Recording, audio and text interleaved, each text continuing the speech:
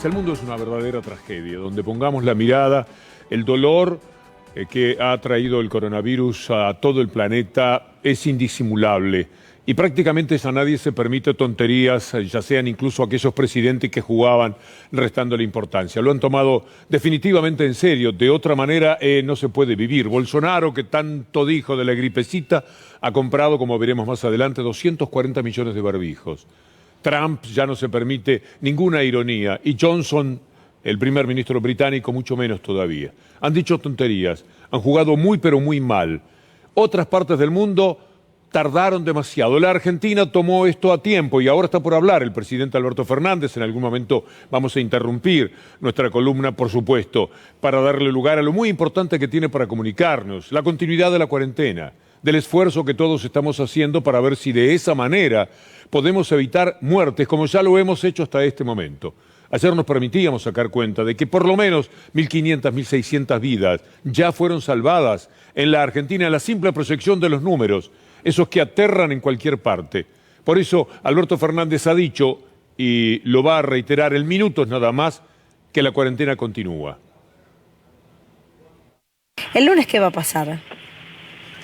Y el lunes va a seguir la cuarentena. Va a seguir la cuarentena. Estamos viendo si algunas cositas podemos... Esto será reiterado en minutos, nada más, 2 semanas hasta el 27 de abril, en principio. Ojalá que al 27 de abril se encuentren elementos como para que las cosas no sigan de esa manera. El primero en desearlo es el gobierno, para poder gobernar de la manera que soñaron, de la manera que lo venían haciendo antes de la aparición del coronavirus. Pero en todo el mundo se piensa en la cuarentena, en el encierro, en el aislamiento, como la única manera que se puede enfrentar a todo esto. Mira el presidente de España. Me critica el que vengamos cada 15 días a prorrogar el decreto de alarma. Ya les adelanto que estoy convencido de que dentro de 15 días voy a tener que volver a prorrogar el decreto de alarma. Pero es que si pido un decreto de alarma de un mes, entonces la oposición dice que me quiero saltar al Parlamento, con lo cual prefiero venir cada 15 días a esta Cámara para pedir la prórroga del decreto de alarma y evidentemente pues dentro de 15 días estoy convencido de que tendré que volver a hacerlo porque evidentemente no habremos puesto fin a la pandemia. Y si no lo pido, pues efectivamente será porque tenemos una noticia tan extraordinaria que prefiero no decirlo. Eso sí, España lo hizo bastante más tarde, demoró demasiado. Es que no pensaban posiblemente. La Argentina, en ese sentido, tuvo algo de fortuna, porque pudo ver lo que estaba ocurriendo y actuó con una prudencia formidable, cuya consecuencia ahora estamos apreciando. Mire, hay evidencias de lo que fue lo que se hizo en España con lo que se hizo en la Argentina. El propio Alberto Fernández estuvo comentándolo en una nota de Fernando Siveira hoy. Nos permitió ver estos números que marcan por qué la cuarentena va a seguir otras 2 semanas. Lo decidió con los funcionarios de Olivos. Esto va a ser anunciado en minutos nada más. Esta tarde recibió a los sanitaristas y había que marcar las diferencias. Un funcionario había escrito la argumentación que dio el presidente acerca de la necesidad de mantener la medida. Mire, el 6 de marzo nosotros teníamos 2 casos de coronavirus y España 380. El 7 de marzo Argentina tuvo 31 infectados y su primer muerto, y España tuvo 839 infectados y 10 muertos.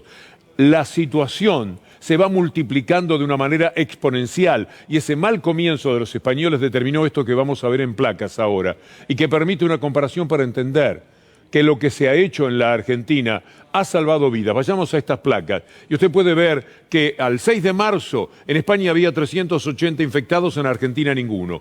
El 13, 6 muertos había ya en España y ninguno en la Argentina. El 31 de marzo España tenía 4.300 infectados, mientras que la Argentina tenía 31. 10 muertos contra 3 muertos. Y ahí vienen los números que se empiezan a multiplicar de una manera atroz. En el comienzo de la cuarentena hay 18.700 infectados en España y 800 muertos ya.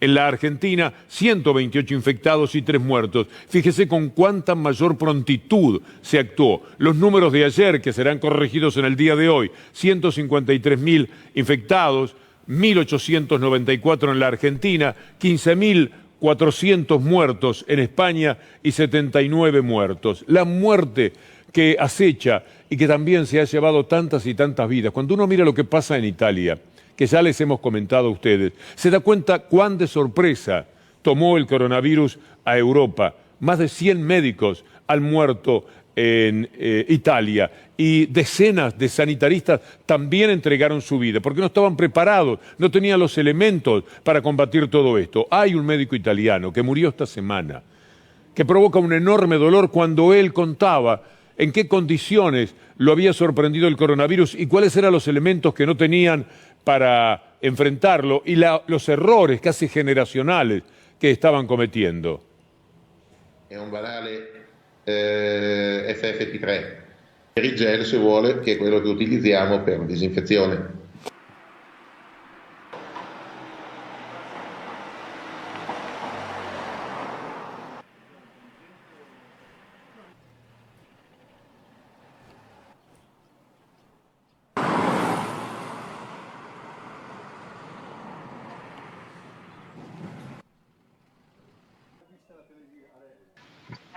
Ma sicuramente noi non eravamo preparati ad affrontare una situazione di questo genere, anche perché tutti quelli della mia generazione, dell'epoca post-antibiotica, eravamo convinti che bastasse la compressa di antibiotico, risolviamo la cosa e tutto quanto. Poi un po' ci siamo accorti che non è vero, forse ci serve anche un po' un bagno di umiltà e una cosa di questo genere potrebbe anche avere un suo senso.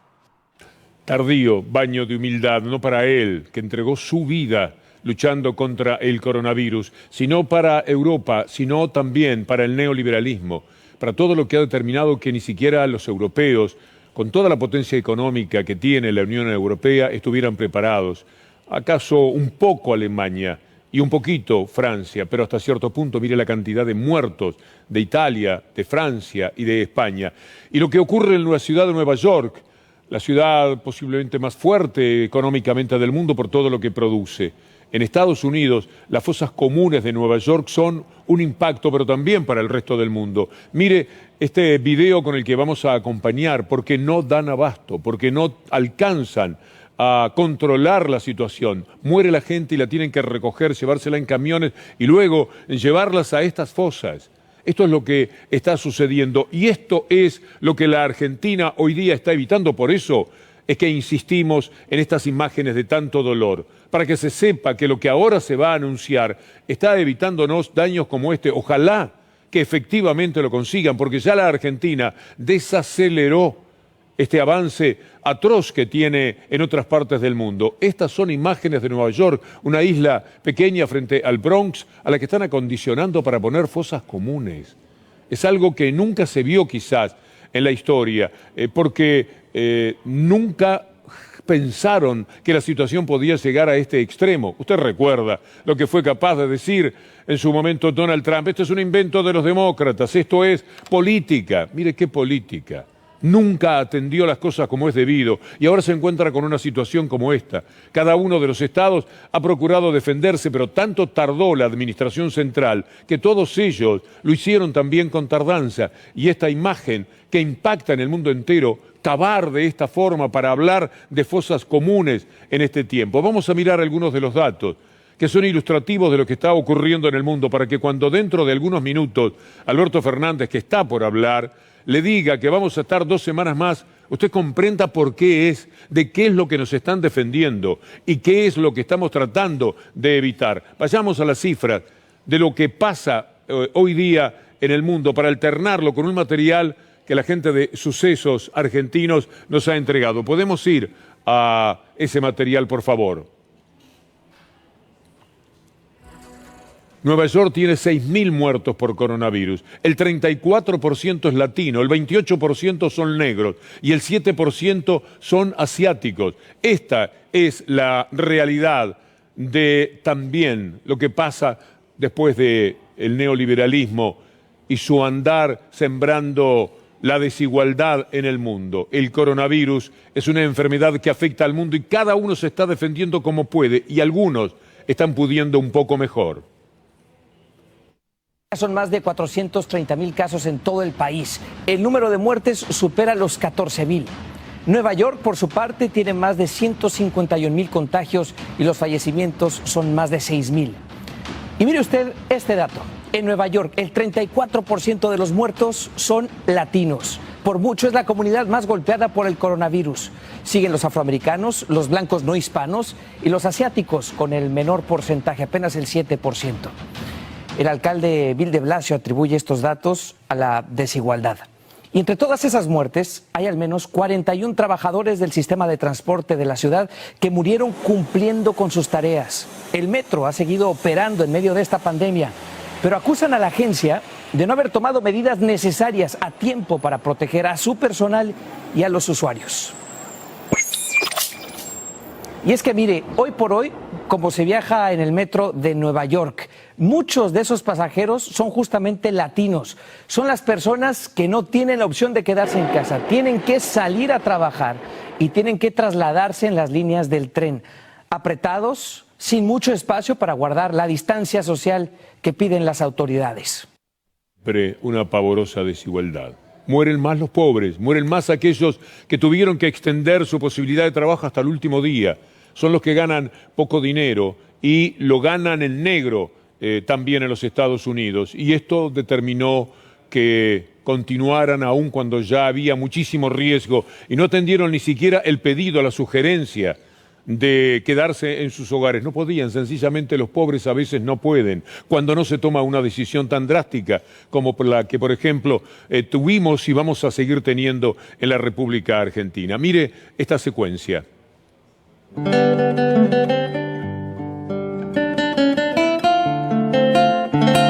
Esta no es una pelea de un presidente, ni es la pelea de un gobierno, es la pelea de todos nosotros.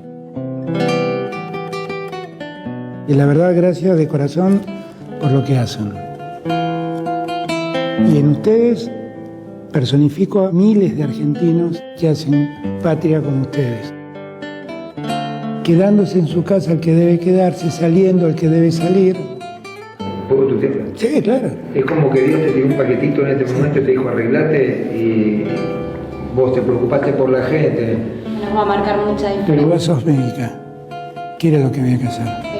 Bueno, entonces hicimos lo que debimos hacer.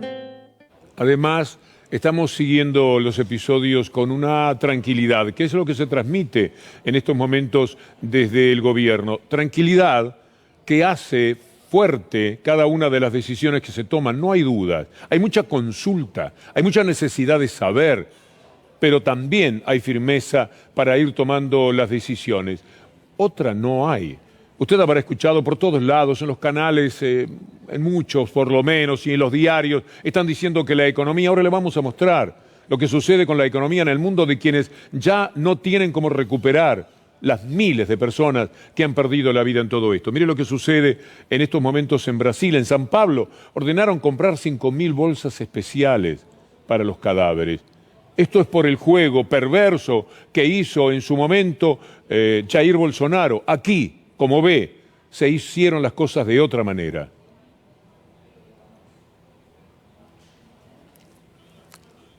Este es el cementerio de San Pablo, para que también tengamos una idea de este horror en el que está metido hoy día el mundo. Cada una de las imágenes que se puedan apreciar ya en Brasil, también en Ecuador la situación es pavorosa, porque no estaban para nada preparados y porque además un gobierno neoliberal que ya lleva algunos años devastó por completo lo que Correa había hecho antes. Los presos en Ecuador además comenzaron a fabricar ataúdes para los muertos de Guayaquil. Todas las situaciones que se dan son absolutamente impensadas hace poco tiempo nada más. Y eso es lo que tenemos que entender, porque eso es lo que más valor tiene. Porque juntos nos unimos a pelear en una situación tan trágica como la que nos toca vivir.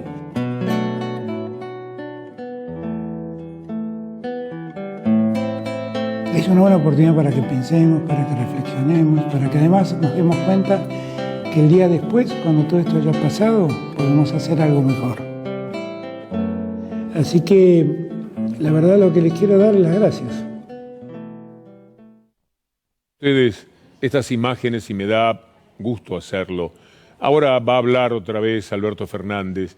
Y todos tenemos una gran expectativa. ¿Cuáles serán las características? ¿Quiénes podrán zafar de la cuarentena, quiénes serán autorizados a salir, pero lo que seguimos entendiendo es que no hay más remedio que tener este comportamiento, que la mayor parte de la población tiene que estar en su casa, cuidarse todo lo posible y salir tan solo para la necesidad que no puede sustituirse, que no puede cumplirse de otra manera. Sigamos viendo lo que pasa en el mundo porque es una manera de entender por qué tenemos que hacer las cosas. Cuando se habla de que solo mueren las personas grandes, mire, han muerto de todas las edades a esta altura. Un bebé de 23 días, nacido en tiempos del coronavirus, murió en Filipinas. Es decir, le puede tocar a cualquiera. Y esto es aquello que tiene que infundirnos el necesario temor. No está mal el miedo cuando se justifica. Es un mecanismo de defensa también. Mire Miami, una ciudad que parece el lugar donde más puede divertirse un turista.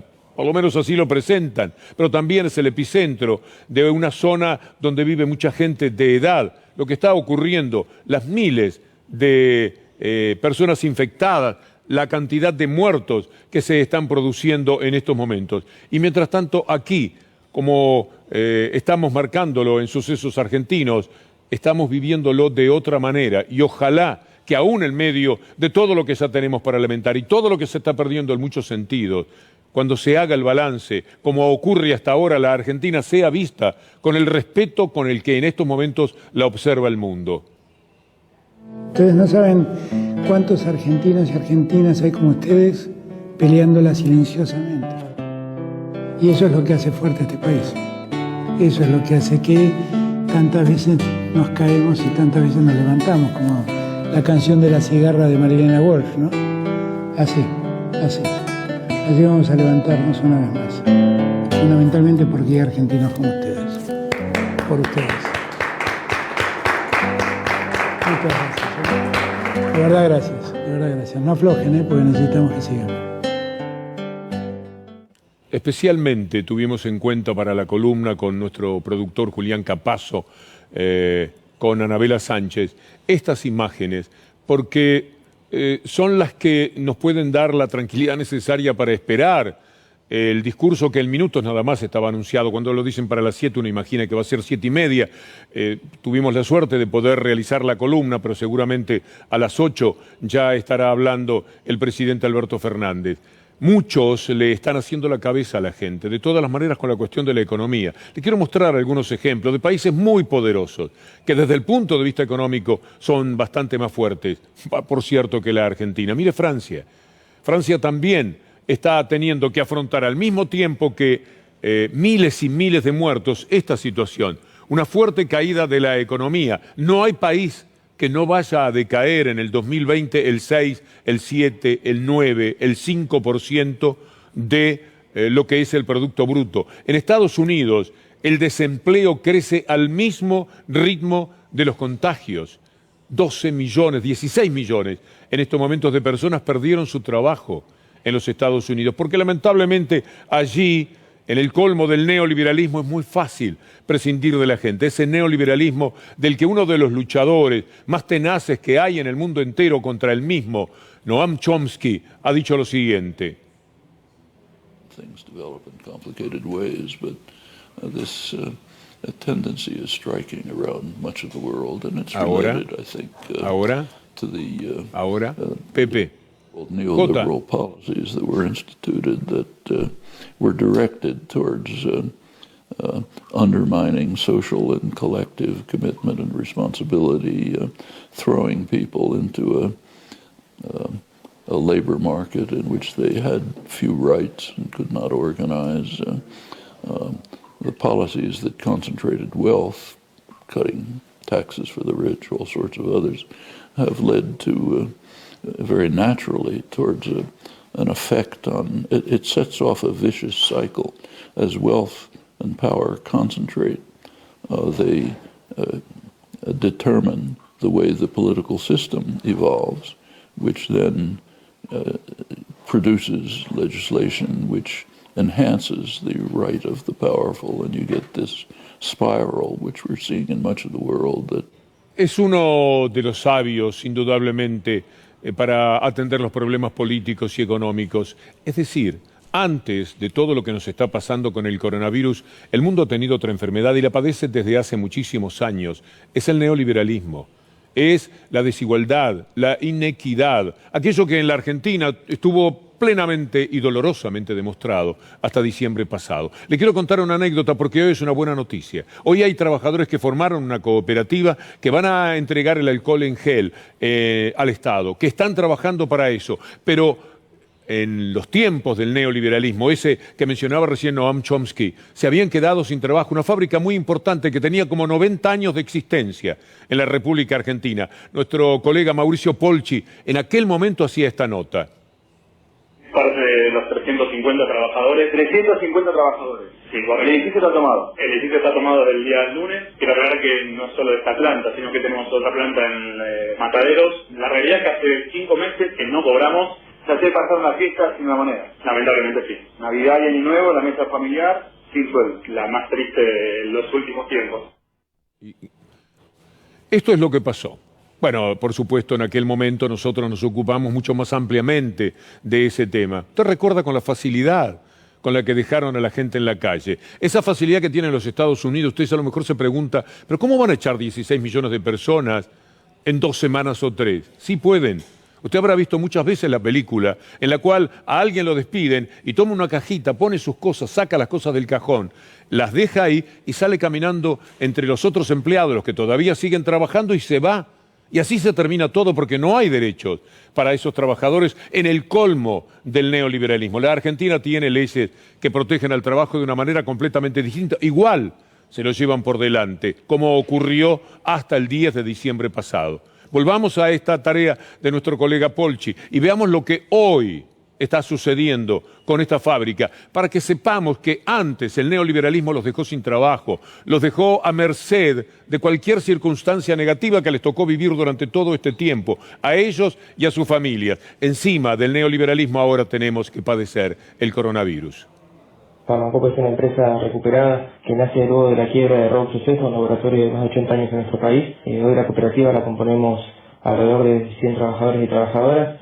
Ante la epidemia del coronavirus y la crisis sanitaria, decidimos ponernos a disposición del Estado y de la sociedad para aportar nuestro granito de arena. Acondicionamos una línea de producción para fabricar alcohol en gel.